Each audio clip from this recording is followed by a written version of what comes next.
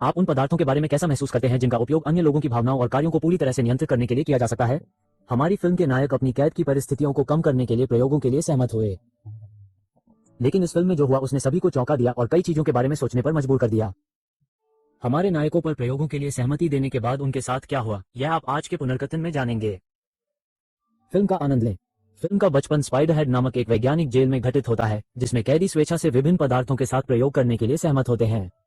बदले में उन्हें जेल की सजा में छूट मिलती है।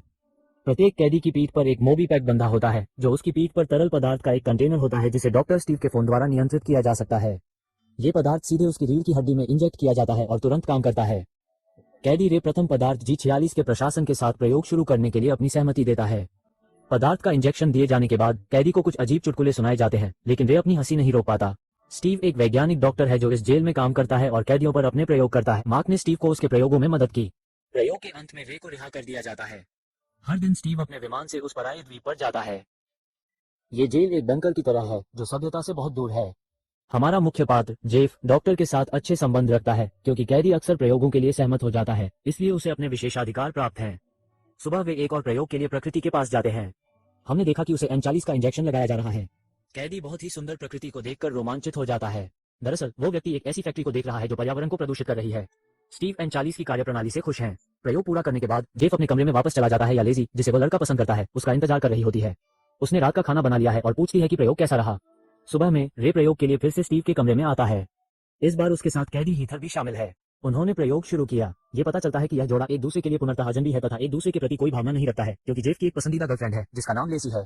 पदार्थ N40 के प्रवेश के बाद वे प्यार में पड़ जाते हैं और युगल एक दूसरे के प्रति गहरा आकर्षण महसूस करते हैं। उनमें उत्तेजना तेजी से बढ़ गई है। उन्हें एक दूसरी दवा का इंजेक्शन दिया जाता है जिसकी मदद से व्यक्ति सच बोल देता है। वे एक दूसरे को अधिक से अधिक समान बताने लगते हैं। वे खुद को रोक नहीं पाते और एक दूसरे को अधिक से अधिक जानने लगते हैं। वे कपड़े उतारकर ऐसा करना शुरू कर देते हैं, ये जानते हुए भी कि कोई उन्हें देख रहा है। वे बिल्कुल भी शर्मिंदा नहीं हैं और रुक नहीं सकते। वे इसका पूरा आनंद लेते हैं। वे एक दूसरे के प्रति अपने प्रेम को स्वीकार करते हैं। जब वे पदार्थ का इंजेक्शन लेना बंद कर देते हैं तो उनका मोह तुरंत खत्म हो जाता है। जेफ लिजी के साथ मिलकर अन्य कैदियों के लिए खाना तैयार करता है और परोसने के लिए बाहर जाता है। जेफ हेदर से मिलता है, लेकिन वे एक दूसरे से कुछ नहीं कहते। अगले प्रयोग में स्टीव सारा को आमंत्रित करता है, जो हेदर से उम्र में काफी बड़ी है। वो उस लड़के को बिल्कुल भी उत्तेजित नहीं करती, लेकिन पदार्थ के इंजेक्शन के बाद चीजें नाटकीय रूप से बदल जाती हैं और जेफ उसके साथ प्रेम संबंध बनाता है। अब जेफ के लिए मोबी पैक को फिर से भरने का समय आ गया है, जो मार्क करता है। वे जीवन के बारे में बात करते हैं और जेफ किसी अन्य स्थान पर स्थानांतरण की मांग करता है। मार्क उसकी मदद करने के लिए सहमत हो जाता है। हेदर और सारा को अगले प्रयोग के लिए आमंत्रित किया जाता है। जेफ को प्रयोग देखने के लिए डॉक्टर के कार्यालय में आमंत्रित किया जाता है। उसे अपने फोन से प्रयोग को नियंत्रित करने का अवसर दिया जाता है।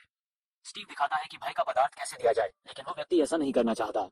चूंकि जेफ उनके लिए कुछ भी महसूस नहीं करता, इसलिए वो कोई विकल्प नहीं चुन सकता और स्टीव कहता है कि वे आज डार्कन फ्लॉक्स नामक भय पदार्थ का प्रयोग नहीं करेंगे, लेकिन वो देखना चाहता है कि इस स्थिति में प्रेम पदार्थ N40 कैसे काम करता है।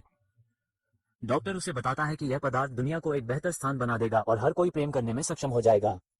इसके बाद जेफ देखता है कि डॉक्टर ने अपने नोट्स कहाँ छुपाए हैं। लिजी कैदियों के लिए नाश्ता लाती है और जेफ को खाना खिलाती है। कैदी को फोन का उपयोग करने के लिए प्रोत्साहित किया जाता है। वो अपनी पत्नी को फोन करता है, जो उसके कारण दुर्घटना में घायल हो गई थी। इसके बाद जेफ लिजी के कमरे में जाता है और उसे खुश करने की कोशिश करता है। अगले प्रयोग में जेफ को एक अन्य कैदी रोगन के पास आमंत्रित किया जाता है और जेफ पिछले प्रयोगों को जारी नहीं रखना चाहता है। पता चला कि वे 40 लोगों को इंजेक्शन लगाने की योजना नहीं बना रहे थे, वे बस बैठे रहे और अलग हो गए। स्टीव के पास आकर उसे एहसास होता है कि हीदर भी जेफ की तरह ही चुनाव कर रही थी।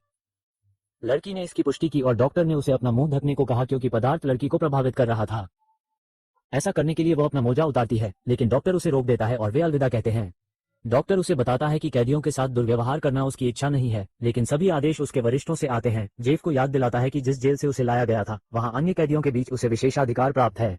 डॉक्टर जेफ को आश्वस्त करता है कि इस जेल में सब कुछ आपसी सम्मान पर आधारित है और कैदी शांत हो जाता है।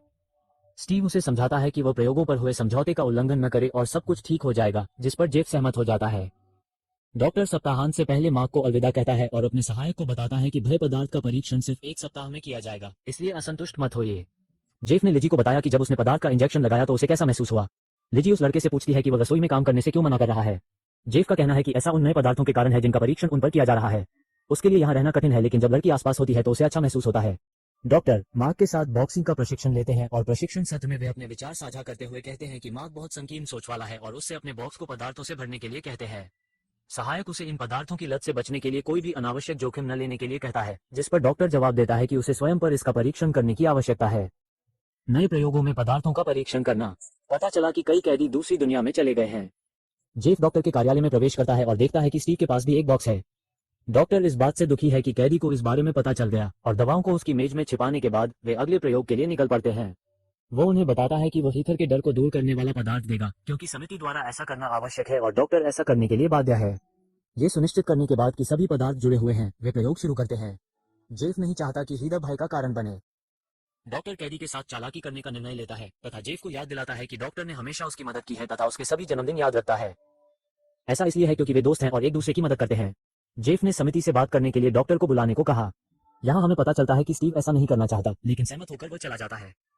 कार्यालय से निकलते हुए वह रसोई घर में लिजी से मिलता है। वे इस बात पर चर्चा करने लगते हैं कि लड़की इस संस्था में आकर कैसा महसूस करती है। डॉक्टर उसका आत्मविश्वास बढ़ाता है, लेकिन याद दिलाता है कि उसने पहले भी उसे उपहार दिए हैं। कार्यालय में वापस आकर स्टीव झूठ बोलता है कि समिति प्रयोग जारी रखने पर जोर दे रही है। यदि वो इसका पालन नहीं करता है तो जेफ को वापस सामान्य जेल भेज दिया जाएगा और उसकी सजा बढ़ा दी जाएगी। वो व्यक्ति सहमत हो जाता है और प्रयोग शुरू हो जाता है।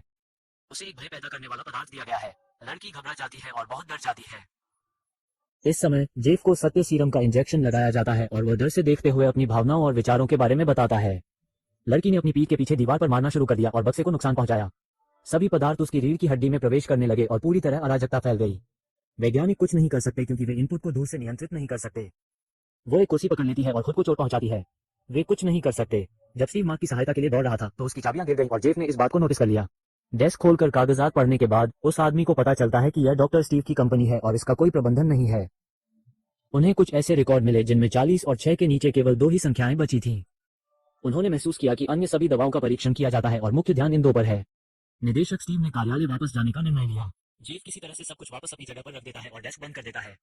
जब स्टीव कार्यालय में भागता है तो वह जेफ को फर्श पर कुर्सी पर बैठा हुआ देखता है। ये सोचकर कि कैदी बस वहां बैठा देख रहा है, डॉक्टर को कुछ भी संदेह नहीं हुआ। रात में डॉक्टर और मार्क पटरियों को साफ करते हैं। ईव सहायक को आश्वस्त करती है कि इस बारे में किसी को पता नहीं चलना चाहिए क्योंकि जेल बंद हो सकती है। मार्क को यह बात पसंद नहीं आती, लेकिन वो चुप रहने को तैयार हो जाता है। डॉक्टर सहायक को शांत करता है और उसे आराम करने के लिए भेज देता है। डॉक्टर ने बताया कि हीथर जीवित नहीं बची और ऐसा उन प्रयोगों के दौरान हुआ जिनमें जेफ को यह समझाने की कोशिश की गई थी कि वे दुनिया को एक बेहतर जगह बना रहे हैं। इस स्थिति के बारे में चुप रहना ही बेहतर है ताकि सारे प्रयास व्यर्थ न हो जाएं। स्थिति से ध्यान हटाने के लिए डॉक्टर ने जेफ को आराम करने और नए पूरक आहार लेने का सुझाव दिया। उनका मूड भी बेहतर हो जाता है, यहाँ तक कि सबसे दुखद कहानियां सुनाते समय भी वे हंसते हैं।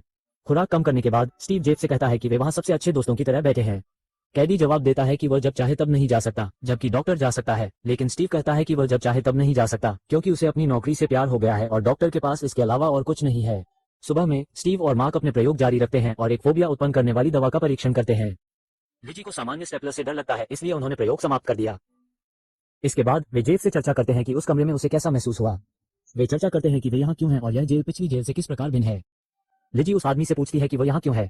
जेफ का कहना है कि वह आपको नशे में गाड़ी चलाने के लिए माफ नहीं कर सकता, इसी कारण उसके प्रियजनों की मौत हो गई।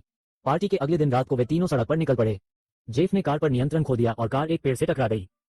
उसका दोस्त आगे बढ़ गया और उसकी गर्दन में चोट लग गई तथा उसकी पत्नी जलती हुई कार से बाहर नहीं निकल सकी।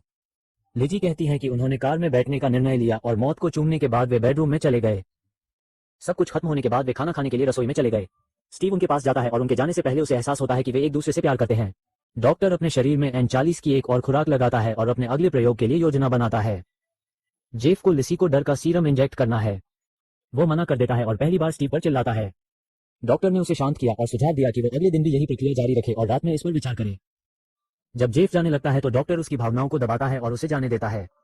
बाद में मार्क अपनी दवाइयां भरवाने के लिए जेफ से मिलने जाता है। कैदी बात करने के लिए दरवाजा बंद कर देता है और मार्क को सच बताने के लिए मना लेता है। कैदी उसे बताता है कि उसने स्टीव की फाइलें देखी और महसूस किया कि वो बॉस है जो मार्क की मानवता की अपील करता है। वैज्ञानिक उसे बताता है कि वो स्टीव के साथ इसलिए काम कर रहा है क्योंकि डॉक्टर ने दुनिया को बेहतर बनाने का वादा किया था, लेकिन समय के साथ चीजें बदल गई हैं। उनके पास एक योजना है और वे उसे क्रियान्वित करने का निर्णय लेते हैं। सुबह जेफ एक प्रयोग के लिए स्टीव के पास आता है। पता चला कि मार्क बीमार है और छुट्टी ले रहा है। प्रयोग शुरू होता है। स्टीव का कहना है कि यह लिजी को दी जाने वाली भय पैदा करने वाली दवा की आखिरी खुराक है। फोन लेकर जेफ लड़की के पास जाता है। वो अभी भी पदार्थ का इंजेक्शन लेने से इनकार कर रहा है और स्टीव नाराज है। डॉक्टर यह बताने का निर्णय लेता है कि लिजी जेल क्यों गई। इसके बाद लड़की उससे कहती है कि वो प्रयोग शुरू करे और जेफ उसे कोई नुकसान नहीं पहुंचाएगा, इसलिए वो आगे बढ़ सकता है। वो नशीली दवा का इंजेक्शन लगाने का निर्णय लेता है, लेकिन अपने फोन की सेटिंग बदल देता है और स्टीव को भय पैदा करने वाला पदार्थ इंजेक्ट कर देता है। स्टीव को एहसास होता है कि क्या हो रहा है और वह फोन वापस लेने की कोशिश करता है, लेकिन ऐसा करने से डरता है।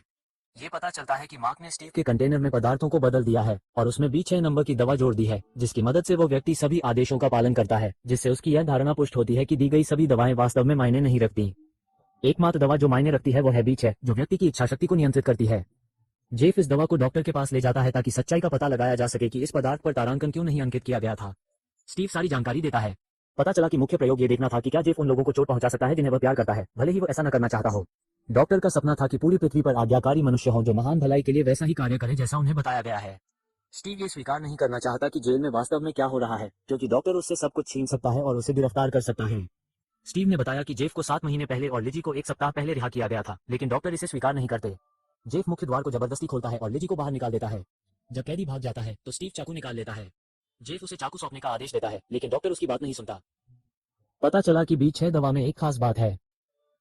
कोई भी व्यक्ति उस चीज को चोट नहीं पहुंचा सकता जिसे वो प्यार करता है, इसलिए दवा ने काम करना बंद कर दिया। स्टीव कैदी से फोन ले लेता है और डर के मारे लिजी को उस पदार्थ के 4 कैप्सूल दे देता है।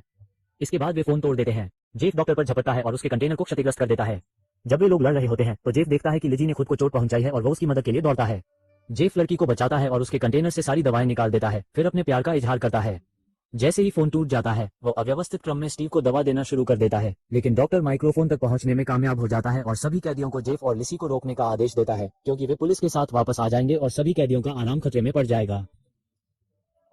सभी कैदी आदेश सुनने का निर्णय लेते हैं। सबसे पहले वे सारा को निहत्था कर देते हैं, उसके बाद वे रे से मिलते हैं और उसे गोली मार देते हैं। इसी समय स्टीव अपना काम लेकर पुलिस से भागने की कोशिश करता है। वे स्टीव को उड़ते हुए देखते हैं और महसूस करते हैं कि कुछ गड़बड़ है। ये पता चलता है कि स्टीव तक दवाएं समुद्र के रास्ते अव्यवस्थित क्रम में पहुंचाई जाती हैं। वो देखता है कि पुलिस पास ही है और अचानक पहाड़ों की ओर उड़ने का निर्णय लेता है। वो एक शानदार सूर्यास्त देखता है और चट्टानों से टकरा जाता है। जेफ और लिजी नाव पर सवार होकर भागने में सफल रहे। वे खुश हैं कि यह सब खत्म हो गया है और अब वे एक नई जिंदगी की ओर बढ़ रहे हैं। ये 2022 की एक फिल्म थी जिसका नाम स्पाइडरहेड था। कमेंट में लिखें कि क्या आपको ऐसे प्रयोगों से सहमत होना चाहिए या नहीं। हो सकता है कि वास्तविक जीवन में भी इसी प्रकार के पदार्थों का प्रयोग किया जा रहा हो, लेकिन बहुत कम लोग जानते हैं कि उनका प्रयोग कौन और कहाँ कर रहा है।